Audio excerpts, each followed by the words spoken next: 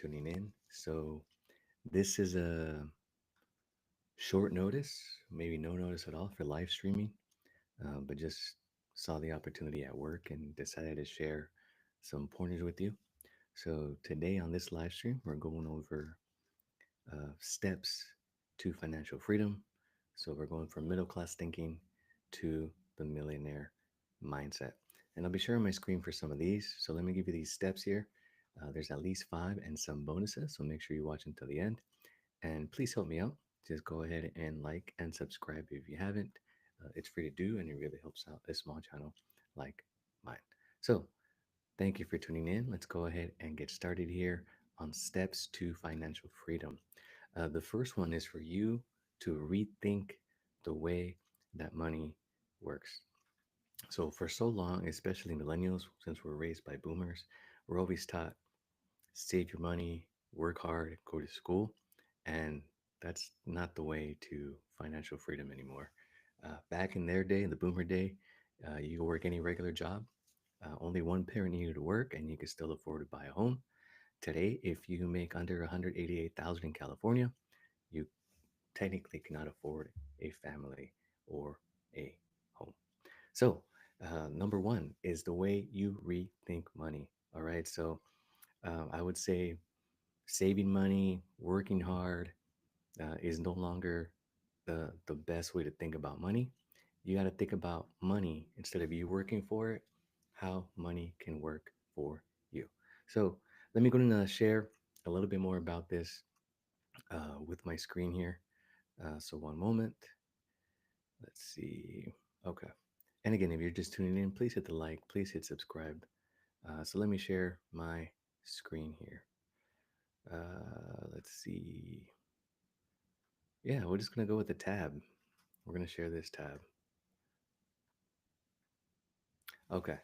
So awesome. Okay.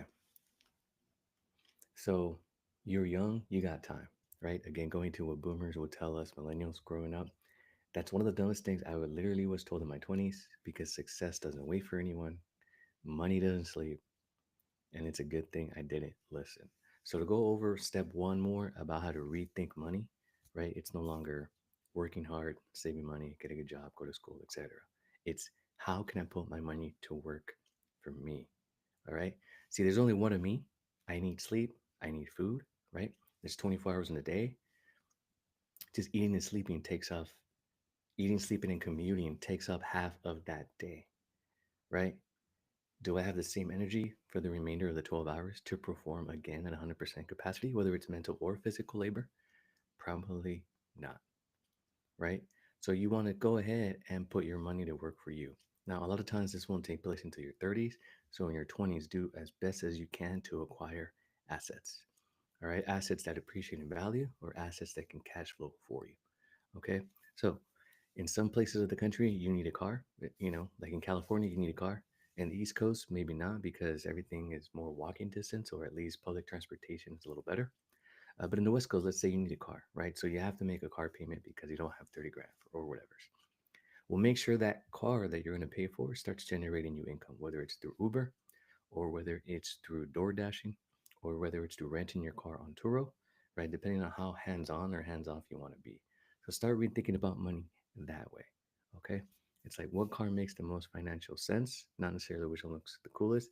And trust me, eventually you'll get there. When you have that FU money, you can get whatever car you want for whatever purpose you want, one for each day, even if you want to, okay? So, number one, rethink money, right? Rethink the understanding of money. So, time is money. At first, you may have to work for it, but what you want to do is you want to go from working for it to it working for you as fast as possible. So, I usually recommend, hey, in your 20s, just work, work, work, work, work.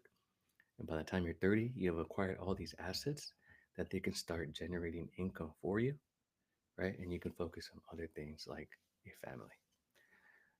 All right, let me stop sharing that and let's go to number two. Number two is to stop thinking like an employee, right? This relates a little bit to what number one is, which is working harder, right? Think like an owner, think like an entrepreneur, If you follow me on X, you would know that I tweeted today that 88% of self made millionaires are entrepreneurs, right? So that means stop thinking like an employee and start thinking like an owner of assets or an owner of business. Okay. So stop thinking like an employee, right? And this is what I mean by working harder. Oh, I'm going to go to work overtime. Okay. Why don't you create something that you can sell over and over again online? So you can create a course, for example, something that you have skills on, right? Work on it once, upload it online, and resell it over and over and over again, right? So now you're thinking like an owner instead of an employee, right?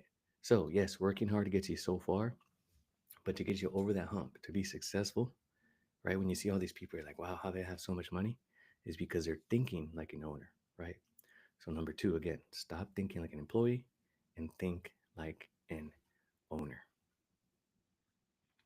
Number three, embrace risks. Okay. A lot of people aren't willing to take a risk, right? A lot of people aren't willing to live a little further to save money. A lot of people aren't willing to live with their parents until they're 25 to save money, right? Like if you're moving out at 18 and it's not moving out to go to college, there really is no point for you to be moving out. Take advantage, especially those that have the blessing to not have to pay rent, to have their own bedroom. Take advantage, work super hard, work super long. And between those 18 and 25, next thing you know, you saved up for a home. And then when you move out as a homeowner, right? So every payment you make going forward is you hard saving and not saving money to a landlord. You could be the landlord. So I moved out at 24. I told myself that when I moved out, I was going to move out as a homeowner, not as a renter. I remember back in the day before ACH, Venmo, and all those things, the landlord will come in their brand new car to collect rent. And I was like, I need to be that person. The one that comes to collect, not the one that is paying the money. Okay. So that is number three. Take or embrace the risk. Okay. So learn that new skill. That's a risk. Apply for the job. That's a risk. Live a little further. That's a risk. Live below your means is a huge risk. Live at home is a risk. I know people that are living in their car, but in 1 year's time, right? They have over $10,000 in the stock market and they have over $10,000 saved for a home. And that's in about 11 months, right? That's a risk that they were willing to take. A lot of people won't take the risk of, oh, let me go live in my car. So for those of you that are in your 20s, it's way easier to take risk when you're younger. You need less sleep, less nutrition, etc. So take advantage. Okay. So embrace risk. All right. Because a lot of people might say, hey, that's risky. Don't do that. But when you really think about it, um, one source of income, one job is actually very, very risky. But let me go back to number two real quick when it comes to thinking like an owner and share my screen here again. So if you're liking this content, please go ahead and hit the like and subscribe. But let me go ahead and share this with you. So if you're looking to think more like an owner, you can go ahead and look at this video right here, the 5 best side hustles for the content creator economy. Okay, everyone wants to be a content creator now. And maybe you're like, hey, I don't want to do that. I don't like the camera. I don't like being on camera. I feel weird on camera. That's fine. People like myself who need editors, we need someone to make a thumbnail, right? So when you start thinking like an owner, you can take advantage of all those things, right? So you can still be involved in these content creator economy profits without necessarily being in front of the camera or creating content yourself. All right. So let's go ahead and move on to number four on how to rethink, right? The next step for you to take or for you to achieve financial freedom is stop saving and start investing. Okay. So if you save $10,000 in 20 years, that $10,000 might have a purchasing power of $2,000. Okay. If you just take a look at the dollar, right? What the dollar would buy you in your grandparents' days versus what it buys you now. Like you could take a girl out for ice cream and a soda 50 years ago for $1. Now a girl don't want to go get ice cream and a soda. So you need $100. Okay. That's just the reality of things. So stop saving start investing. Okay. I've met people now that instead of saving for their child's college, they're just buying Bitcoin consistently every week. And I've seen very success stories where people buy hundreds of dollars of Bitcoin. At the end of the year, it's worth thousands. Okay. So let me give you an example, right, about saving versus investing. I'm going to share my screen here again. All right. And again, don't forget to hit the like and subscribe. Thank you so much. Okay. Let's see here. Share screen. And we're going to share this one. Okay. So, as I mentioned, right, in 20 years, your $10,000 is going to have much less purchasing power, right? So, let's just say instead of saving $10,000 and you didn't touch it for 20 years, now you invested $10,000 and then you touched it 20 years later. So, let's start in the year 2000, right? The S&P 500 had roughly, just for easy math, $1,500. Okay. Now it's worth almost $6,000.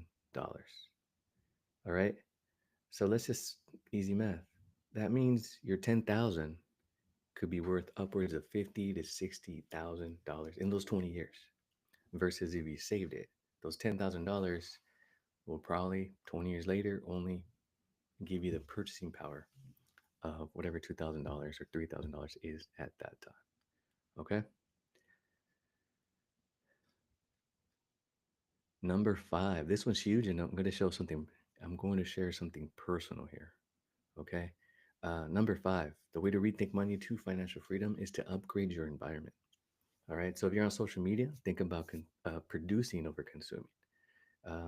Instead of watching TV, read a book, read articles, listen to a podcast.